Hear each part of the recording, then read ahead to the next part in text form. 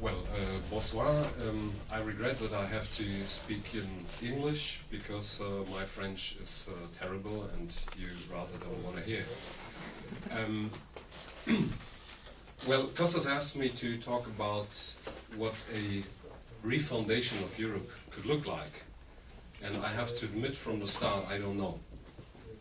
But what I'm sure about is that we cannot avoid the question of rupture with certain elements of the European Union, and which involves tough questions. And I would also like to argue that I think changing the balance of power is, in many aspects, very often, much easier on the national level to do. Not because I have any fetish for the nation state or anything like that, but I think it is a very practical question, and I want to elaborate on that. So first of all, I think what we have to keep in mind is that the European Union is not a glass that you can fill once with water or champagne.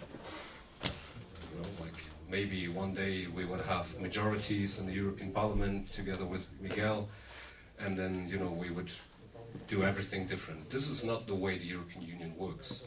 Why? Because the European Union is a set of treaties, and while many of us were demonstrating against TTIP and CETA, TAFTA, you say in France, I believe, we have to see that the genetic code of the European Union is pretty much the same as those agreements. Because what is the genetic code of the European Union? That you have to acknowledge the standards of your trading partner. And whenever these standards are lower, certainly this creates a wedge for competition for lower wages, lower environmental standards, and so on. And we can find these principles as a defining moment in the treaties and many guidelines of the European Union. And not even there, even the European Court of Justice plays a very pivotal role in enforcing this kind of logic. And I just want to mention one or two examples where this would apply. Well, we talked about Brexit. You probably talked before about the victory of Donald Trump in the United States, and we probably all agree that this is a kind of counter-movement to the kind of neoliberal globalization that we have witnessed in the last years, which created a huge sense of insecurity in people and a loss of control over their lives, democratic sovereignty. Well, when people voted for Brexit in the UK, migration, for example, was a huge issue. And fear for wage dumping, as many research has found, I think by Merrill Lynch in the UK, that this was very much a motive that moved a lot of people in the UK. So there's no difference in this room probably that we all agree that we have to fight for the social rights of migrants. However, there are clear principles in the European framework that, for example, if a Polish construction worker would come to a German construction site, he or she would not be entitled to the German wage level, but paid according to a very technical term, the principle of country of origin. So if, for example, the company which employs the Polish construction worker on the German construction site is from Poland, he or she would be rather entitled to the Polish wage, which certainly creates wage competition, racism, and all kind of issues we can witness in the European Union. Now, certainly we as leftists have always argued the response cannot be to shut people out, you know, like we made Eastern enlargement of the European Union, we destroyed their jobs basically with the German export machine, and now we cannot say to those people you have to stay out. However, I think that one constituting element of our European idea would be to say we don't apply anymore this principle of country of origin, but principle of country of destination. So a Polish worker who works in Germany is entitled to the German wage, which is basically not a European solution, it's a national solution, because you say the rules that apply nationally in that field would be determining labor relations, for example. However, the European Court of Justice has made many, many rulings where it basically said, well, if you force a company to pay the appropriate German wage on the construction site, this is an infringement of free principle of settlement within the common market in the European Union. So it's a violation of the fundamental principles of the treaties. So then you are basically left with one option. Either you try to change the treaties, but for that you need 28 governments, presumably leftist governments, which I think is a completely unrealistic idea, or you start to disrespect those rules and you say we won't enforce them anymore. And I think this is the fundamental question. And as well, if we witness the drama in Greece, the question is, can we change the balance of power by telling the Greek people to wait until the German left has maybe done its job at home and we have a leftist government in Germany, or until we have 5 more governments in Europe? Should we approach the unemployed young person in Spain and Portugal with that kind of message that, sorry dude, we know you only have one life, but we will not sort out these kind of issues in the next 20 or 30 years. I think if we continue to do this and we create some fantastic picture about how we would change the European Union on the paper, in theory, people will turn away. And this is what is currently happening in all across Europe. So this is why I think there can be no doubt that certain issues require rupture with the European Union. And I also think it is easier to regain control in one country via elections, social protests, than to change 28 governments in the European Union. Simple as that. So now some of my comrades on the left would argue, well, but we have globalization, like there are certain economic phenomena you cannot deal with anymore on the nation-state level. Well, I would not disagree with that. For example, it would be a very fine idea to say, let's have minimum taxes for big multinational corporations in the European Union. But again, they will not arrive, they will not come, because either Luxembourg or the Netherlands or whoever will say no. So then we very often live in a world of second-best solutions. And the second-best solution would then to say, for example, for leftist government in any member state, well, if a financial flow goes to Luxembourg and it's not adequately taxed there, we put a penalty tax on it. This is exactly what the United States, for example, did.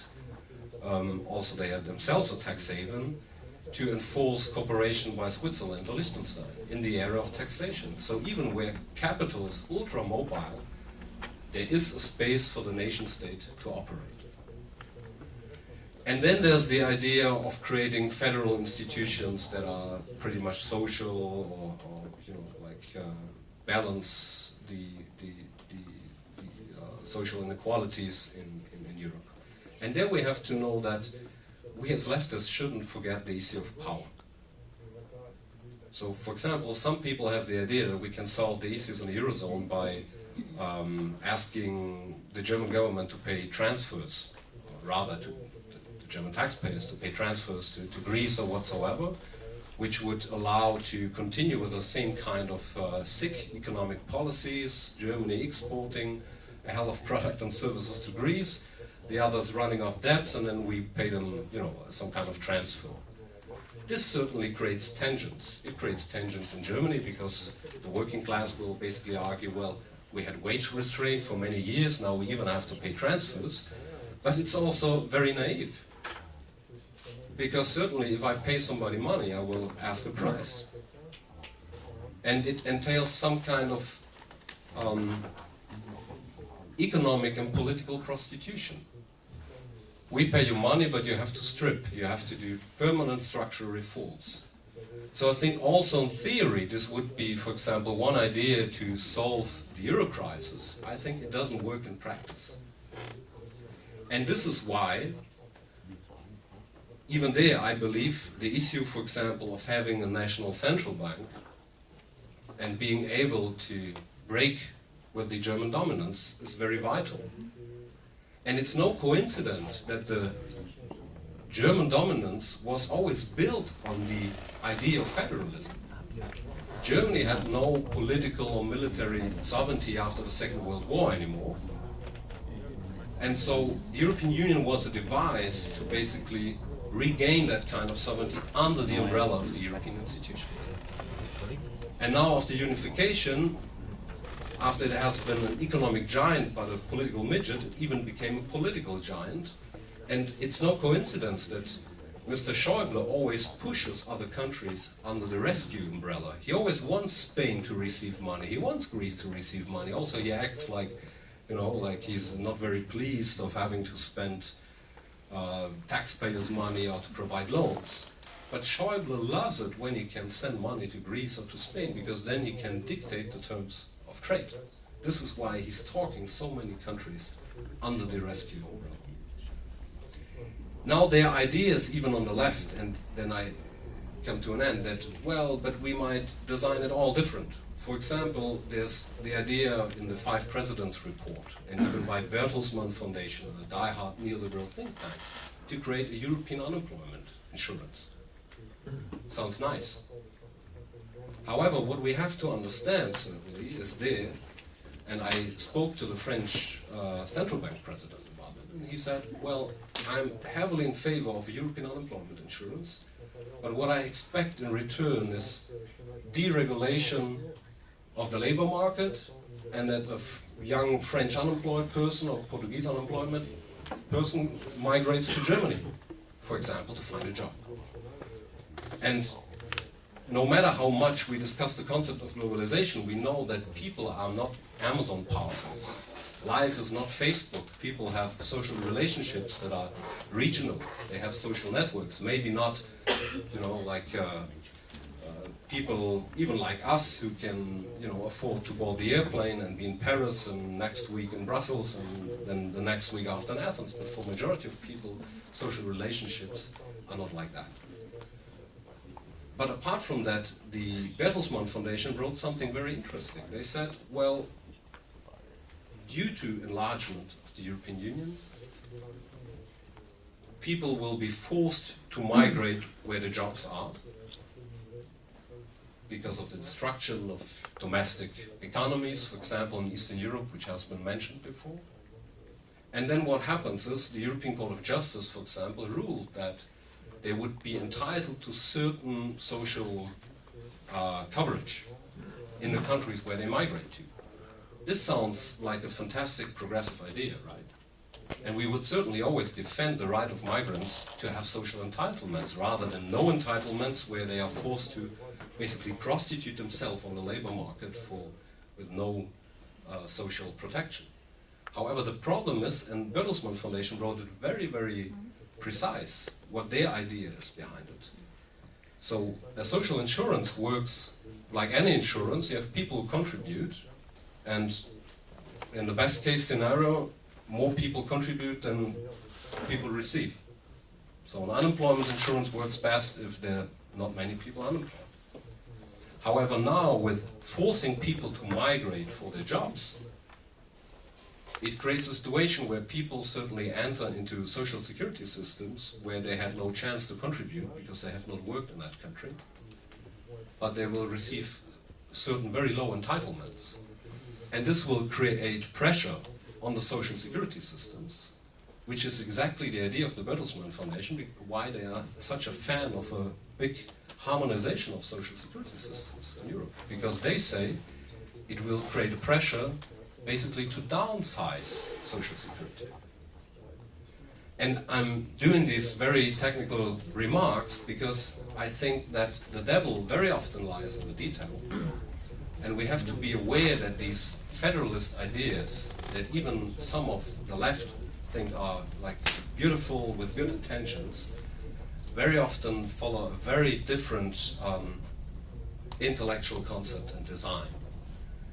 And this is not to argue against migration, or not to argue against social protection of migrants, but certainly the left must be focused on the right of people not to have to migrate in the European Union. The left must be focused and say the enlargement of the European Union, for example, towards the east, putting vulnerable economies into the European Union, was a complete disaster. Otherwise, we would have to argue that TTIP or CETA is a nice idea because we create a much more internationalized space of harmonization. We are certainly not.